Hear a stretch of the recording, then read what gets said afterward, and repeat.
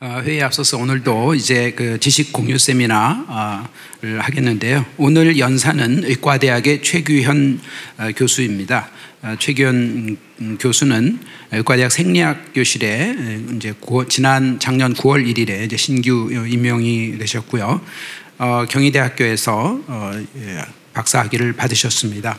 이후 유니버시티 오브 펜실베니아에서 리서치 어소시에이트로서 활동을 하셨고, 최근에 좋은 소식이 좀 많이 있습니다. 여러분 기사를 통해서 보셨겠지만 최규현 교수께서 또 펜실베니아 연구진과 함께 뇌 발달 장애 관련 유전자 조절 메커니즘 세계 최초 규명, 그래서 아주 좋은 저널에 또 논문도 내셨고요. 이번에 또 연구재단의 우수 신진 연구 과제에 선정이 되었습니다. 그래서 5년간 약 13억 원의 또 연구비 지원을 받게 되었습니다. 오늘 자폐 스펙트럼 장애 생쥐가 내딛는 작은 발자국, 큰 희망을 향한 우리의 여정이라는 제목으로 발표해 주시겠습니다. 박수로 맞이해 주시기 바랍니다.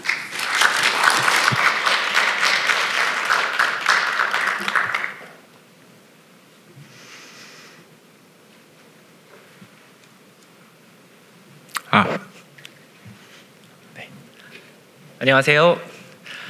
저는 한림대학교 의과대학 생리학 교실에서 작년 9월부터 임명된 최규현이라고 합니다. 먼저 한림대학교 지식공유 세미나에 이렇게 초대해 주셔서 감사드립니다. 여러 교수님들께 제가 연구하는 분야를 이렇게 공유하는 것은 저에게도 가장 특별한 경험 중에 하나입니다. 저는 오늘 자폐 스펙트럼 장애에 대한 제 최근 연구 성과와 제 앞으로의 계획을 여러분과 공유하고자 합니다. 사실 자폐 스펙트럼 장애에 대해서 어떤 예시를 생각해 봤을 때 제일 먼저 떠오르는 드라마가 있습니다. 2022년에 방영된 이상한 변호사 우영우라는 드라마입니다. 여러분들도 많이 보셨을 거라 생각합니다. 이 극 중에서는 자폐 스펙트럼 장애를 가진 한 변호사의 이야기를 다룹니다. 이 우영우는 고래라는 특정 관심사에 대한 깊은 몰입을 하고, 그리고 사회적 상호 종목을 굉장히 어려워하기 때문에 학교 생활도 어렵고 직장 생활도 어렵습니다. 그리고 감각이 굉장히 과민해서 전철을 탈 때는 늘 헤드폰을 끼는 모습을 보여주고, 그리고 예상치 못한 변화에 대해서 많은 어려움을 느껴서 회전문을 통과하는데도 어려움을 겪곤 합니다. 그리고 이러한 특징들을 아름다운 스토리에 대해서 잘 녹여냈고 자폐인이 처하는 그런 상황에 대해서 잘 묘사했다는 평가를 받고 있는데, 이 아름다운 스토리 뒤에는 몇 가지 좀 어두운 현실도 있습니다. 극 중에 나오는 우영우는 굉장히 머리가 좋습니다. 법조문을 달달 외울 정도로 머리가 굉장히 뛰어난데, 이런 고기능성 장애임에도 불구하고 이 가족의 헌신이 필요합니다. 그래서 극 중에서 우영우의 아버지는 자신의 커리어를 모두 제껴두고 우영우를 뒷바라지하기 위해서 우영우를 뒷바라지하는데 모든 힘을 쏟고 있습니다. 그리고 다른 것 하나는 자폐라고 불리우는 이 질환이 굉장히 스펙트럼이 넓다고 합니다. 그래서 자폐 스펙트럼 장애라고 우리가 부릅니다. 자폐는 두 가지의 핵심 증상이 있습니다. 사회적으로 의사소통 장애가 조금 어려운 사람들입니다. 그래서 언어적이든 비언어적이든 의사소통이 어렵고, 그로 인해서 사회적인 관계를 형성하는데 어려움을 겪습니다. 나머지 하나의 특징은 제한적이고 반복적인 행동 패턴을 가지고 있다는 것입니다. 그래서 반복된 어떤 말하기를 한다거나 반복된 어떤 행동을 하고, 그로 인해서 동일성도 고집하고, 이런 특징이 자폐의 두 가지 특성입니다. 하지만 그 외에도 주의력 장애나 과행동 및 충동성, 그리고 불안과 같은 정신적인 불안정성이 가지고 있고, 그리고 극 중에서 우영우는 머리가 굉장히 좋았지만 실제로 자폐는 많은 경우에 지적 장애를 동반하기도 합니다. 그래서 이러한 핵심 증상과 여러 가지 동반 이완 장애로 인해서 자폐인 본인과 자폐인 가족들의 부담을 심각하게 가중시킵니다. 그리고 자폐를 치료하는 데 있어서 어떤 특정한 약도 한 대까지는 존재하지 않습니다. 그래서 과학자들이 이 자폐를 조금 더 잘 이해해보고자 여러 가지 케이스들을 연구를 했습니다. 이 그래프를 함께 보시겠습니다. X축에는 자폐 환자와 유전체 공유 비율을 의미하고, Y축은 자폐 발생의 상대적 위험도를 보여줍니다. 그래서 가장 오른쪽에 자폐 환자와 유전체 공유 비율 100%라는 말은 이 일란성 쌍둥이를 뜻하는데요. 일란성 쌍둥이는 일반인에 비교해서 다른 한쪽이 자폐를 가지고 있을 때 다른 한쪽도 자폐를 가질 확률이 거의 100배 정도 높습니다. 그리고 자폐 환자 유전자 공유를 한 50% 정도 하는 이란성 쌍둥이나 현재 자매 같은 경우도 일반인들에 비해서 자폐 발생의 상대적 위험도가 12배 정도 높습니다. 그래서 이러한 자폐 사례를 분석해 본 결과 유전적 요인이 한 40에서 90% 정도의 자폐 표현형을 설명한다고 합니다. 그래서 유전적 요인이 아주 강하게 작용하는 신경 발생형 질환이라는 것을 알아내었습니다. 그러면은 자폐를 일으키는 유전자를 찾는 것이 어떻게 보면 문제 해결의 핵심이라고 생각할 수도 있겠습니다. 과연 그럴까요? 자, 이 복잡한 그 별자리 지도 같아 보이는 이 그림은 사실 인간 염색체입니다.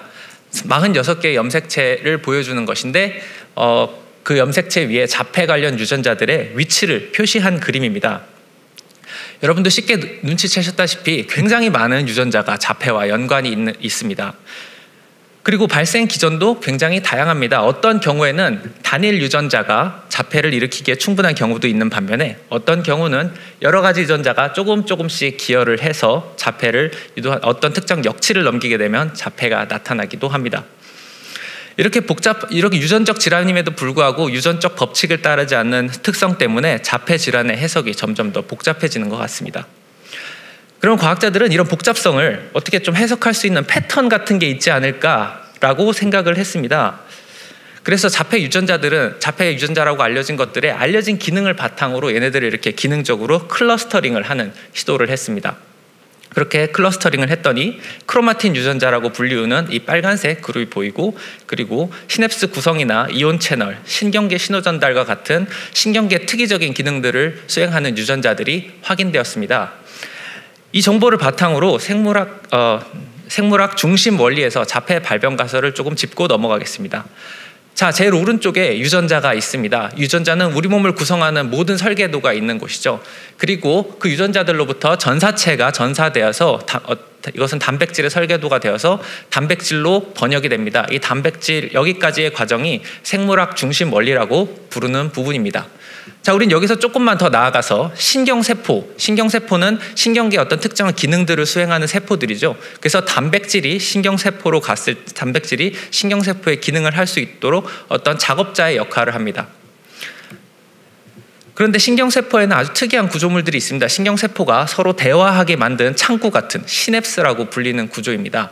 신경세포의 전세포에서 신경화학물질을 이렇게 분비하면 시냅스 후세포에서 그 신경화학물질을 받아서 다시 전기세포로 이렇게 바꿔주는 구조인데, 이렇게 해서 정보의 순환이 잘 이루어져야지 우리가 정상적인 인지활동을 할 수 있고, 그리고 정상적인 행동을 할 수 있는 것입니다.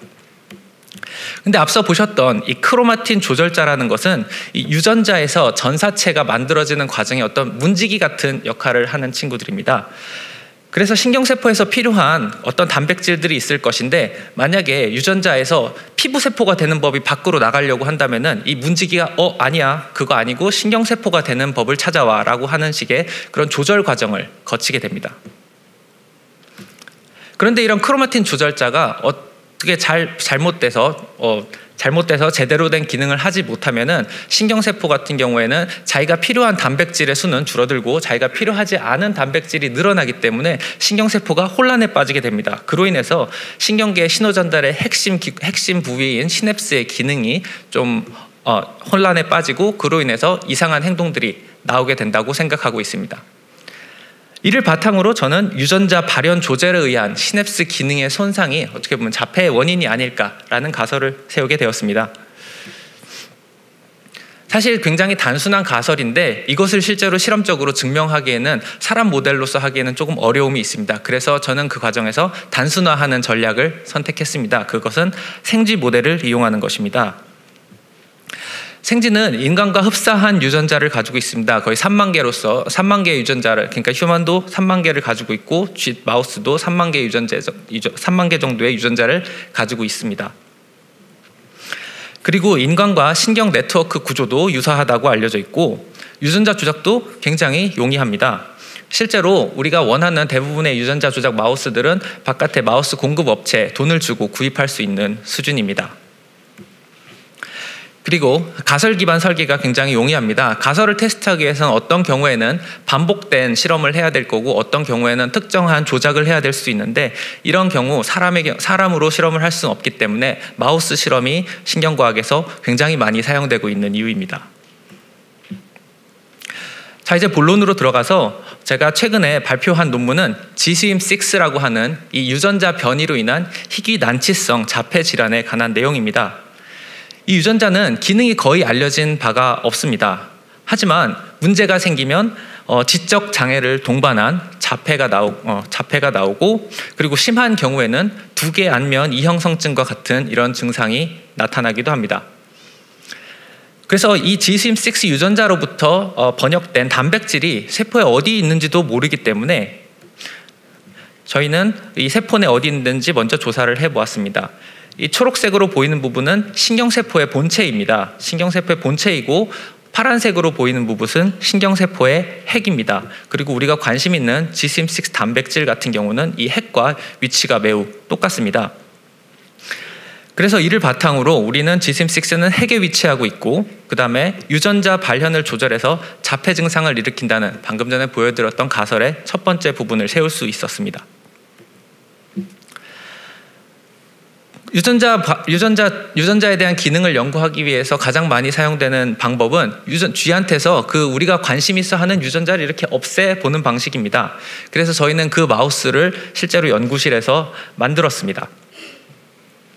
그리고 사람한테서는 이 유전자가 자폐를 일으킨다는 것을 알려져 있지만 실제로 마우스 모델을 만들었을 때 이게 진짜로 자폐가 되는지 안 되는지는 아직 우리가 먼저 짚고 넘어가야 할 사실입니다. 그래서 저는 그 과정을 딥러닝 기반 포즈 예측과 AI 기반 자동화학 클러스터링을 통해서 수행을 했습니다. 사실 마우스가 반복 행동을 한다거나 반복 행동을 할 때 그런 것들을 실제로 실험자가 하기에는 스탑워치를 들고 이렇게 일일이 한 번씩 재는 그런 매우 레이버 인텐시브한 작업입니다. 근데 저는 이 과정을 딥러닝 모델을 통해서 각각의 마우스의 신체 부위를 이렇게 레이블링하고 그를 통해 가지고 스피드나 각도를 통해 가지고 클러스터링을 성공적으로 하였습니다. 이를 통해서 거의 100여 시간에 가까운 비디오를 한꺼번에 분석을 할 수 있었습니다. 이 과정을 통해서 알아낼 수 있었던 것은 이 마우스에서 그루밍 행동의 빈도가 크게 증가하는 것이었습니다. 이 그루밍 행동이라는 것은 마우스가 자기 털 고르기 하는 행동들인데 예를 들어서 이렇게 얼굴을 씻는다거나 혹은 자기 아래쪽의 털들을 이렇게 고르게 바로잡는 그런 모습입니다. 그래서 이것들이 마우스 모델에서 자폐의 핵심 증상인 반복 행동을 확인한 것입니다. 그리고 시냅스의 손상을 확인하기 위해서 전기생리학 장비인 패치 클램프를 이용해서 시냅스의 기능 이상을 확인할 수 있었습니다. 전기생리학 장비는 이렇게 현미경 아래 여러 가지 전기 신호를 증폭하는 장비들로 구성되어 있습니다. 그리고 현미경으로 이렇게 신경세포 하나를 찾은 다음에 우리가 전극이 연결된 유리 파이펫을 갖다 대서 세포 안에서 레코딩을 할 수 있게 된다면은 거의 피코암페아 수준의 매우 미세한 시냅스 전류까지도 레코딩을 할 수가 있습니다. 그래서 정상 생쥐에서 보시면 이 가로축은 시간이고 Y축에서 보시면은 이게 흐르는 전류입니다. 그래서 아래쪽으로 이렇게 피크가 튀는 모습을 확인하실 수 있을 겁니다. 그래서 정상 생쥐에서는 이런 시냅스 이벤트가 굉장히 큼직큼직한데 자폐 생쥐에서는 이 이벤트가 굉장히 크기가 줄어들어 있는 모습을 확인할 수 있었습니다. 이를 통해서 시냅스의 기능이 정상 마우스에 비해 손상되어 있다는 결론을 내렸습니다.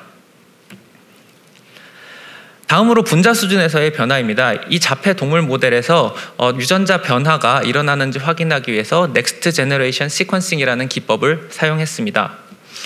이 방법은 수만 개의 세포에서 전사체의 패턴이 어떻게 달라지는지, 그러니까 즉 유전자의 발현이 어떻게 변하는지 단일 세포 수준에서 알아낼 수 있는 기법입니다. 그래서 이 방법을 통해서 정상쥐와 그 다음에 자폐 생쥐를 비교를 해봤을 때 시냅스 유전자들의 발현이 심각하게 감소되어 있음도 확인할 수 있었습니다. 그래서 이를 통해서 이 GSIM-6라고 하는 크로마틴 조절자가 사라지면은 시냅스 유전자의 발현이 심각하게 손상되고 그로 인해서 시냅스의 기능도 망가지고 그를 통해서 자폐 행동이 나온다는 결론을 내려 보고를 하였습니다. 네, 그래서 이 마우스의 작은 발자국이 나중에 큰 희망이 되었으면 좋겠습니다. 저희 연구 관심사는 자폐 스펙트럼 장애와 청소년 약물 중독의 치료 및 해결책 마련입니다. 사실 우리나라는 고령화 사회에 진입하고 있어서 오히려 퇴행성 뇌질환 쪽이 훨씬 더 많이 연구가 푼 분야입니다. 자폐는 그 중에서 조금 마이너한, 자폐나 그 다음에 청소년 약물 중독 같은 경우에는 조금 마이너하게 취급되는 것 같습니다. 하지만 제 생각에는 이 미래 세대에 대해서 우리가 관심을 가지고 너희를 지켜보고 있다는 것을 분명히 알려줘야 된다고 생각하기 때문에 저의 연구 관심사는 자폐와 그다음에 청소년 약물 중독으로 잡게 되었습니다. 첫 번째로는 그래서 후성 유전 요소에 대한 자폐 발견 기전과 유전자 치료 방안에 대해서 연구를 할 예정이고, 두 번째는 약물 중독의 신경회로 유전자 네트워크 수준에서의 위험성을 규명하고자 합니다. 그리고 마지막으로 신경 전달 물질 신호 기록을 위한 새 디바이스 개발도 새로운 팀들과 같이 연구하고 있습니다. 이러한 연구 주제들을 연구하기 위해서 제가 확보한 기술들을 몇 가지 보여드리고 싶습니다. 저는 뇌 속에 있는 신경세포 활성을 라이브로 직접 볼 수 있는 기술을 확보하고 있습니다. 여기 왼쪽에 보시면 마우스가 행동을 하고 있고 그 위에 조그만한 카메라가 달려있는 것을 확인하실 수가 있습니다. 그 오른쪽에 있는 화면은 뇌 속에 있는 신경세포들을 직접 확인하는 모습입니다. 이 신호가 밝아지고 어두워지는 것은 신경세포의 활성이 증가하거나 혹은 감소하거나 하는 방식을 싱글셀 단위로 확인할 수가 있습니다. 그리고 그 다음으로 뇌 속의 신경세포 활성을 빛으로 조절할 수 있는 기술도 확보했습니다. 저는 이 마우스의 패닉 중추를 빛으로 자극할 것인데요. 이 마우스가 패닉 중추가 자극되면 이렇게 미친 듯이 뛰어다니는 그런 모습을 확인할 수 있습니다. 그리고 마지막으로 생쥐뇌가 이렇게 잘게 썰려서 이미징을 하게 되면은 그것들을 다시 3차원적으로 재생선해서 생쥐뇌에서의 뇌 지도를 그릴 수 있는 기술도 확보를 하였습니다. 그래서 이러한 기술들을 종합해서 저 앞으로 연구를 진행해 나갈 예정입니다. 네, 지난 9월에 제가 한림대 임용해서 많은 분들께 도움과 그리고 조언을 부탁드리고 있습니다. 의과대학 내에서 유경호 학장님, 저희 계신 유경호 학장님의 리더십 아래 또 생리학교실의 서상원 주임 교수님과 그리고 많은 교수님들의 조언과 도움을 부탁드려 왔습니다. 그리고 교내에서도 저와 같이 입사했던 입사 동기 교수님들께 AY와 AY와 그 다음에 언어청각학부에 있는 교수님들과 함께 같이 공동 연구하는 내용을 활발하게 토론 중입니다. 그리고 생명과학과에 계신 많은 신경을 연구하시는 분들과 그리고 저기 계신 박종국 교수님 이외에 다른 교수님들께도 여러 가지 조언들을 부탁드리고 있습니다. 한림대 바깥으로 벗어나서 서울에 있는 고려대학교에 있는 금동호 교수님께도 많은 도움을 부탁드리고 있고, 대전에 있는 순천향대학교에 있는 교수님 두 분과 함께 그룹 과제를 제출했으며, 대구의 경북대 디지스트 한국뇌연구원에 계신 교수님들과 디바이스 개발에 관한 이야기를 현재 진행 중에 있습니다. 좀 눈을 넓혀서 세계로 보면 제가 박사 후 연구원 때 몸담았던 펜실베니아 대학교에 계신 자올란 주오 교수님과 마크 피칠로 교수님과 여전히 자폐에 관련해서 활발하게 토론을 진행 중이고, 그리고 마요 클리닉에 있는 최두섭 교수님과 함께 중독 관련 과제를 수행하려고 합니다. 그리고 이탈리아에 있는 연구소인 시사에 제 친한 친구인 유지니오 피아시니와 함께 또 신경계 신호를 디코딩하는 기술에 대해서도 활발하게 얘기 중입니다. 그래서 이런 교내, 국내, 국외에 걸친 연구 네트워크를 계속해서 확장해 나갈 것이고 한림대학교를 그 중심에 있도록 하겠습니다. 경청해 주셔서 감사드립니다.